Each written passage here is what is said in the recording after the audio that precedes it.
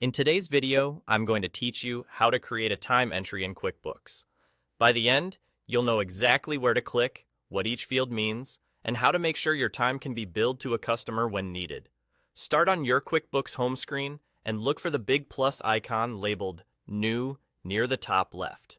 That's your launchpad for creating things. Click it to open the menu.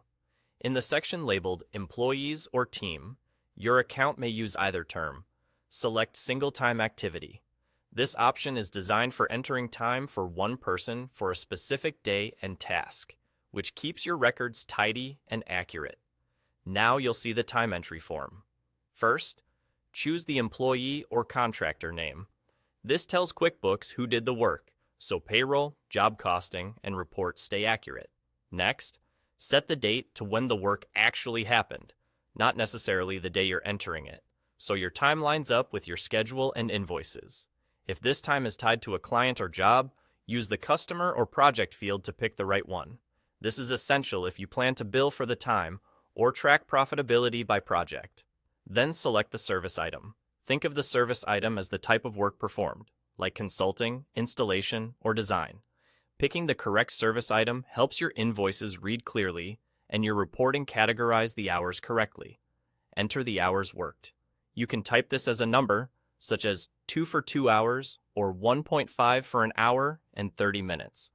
Use the same format your team follows so totals and reports remain consistent. If you follow a rounding policy, apply it here before saving.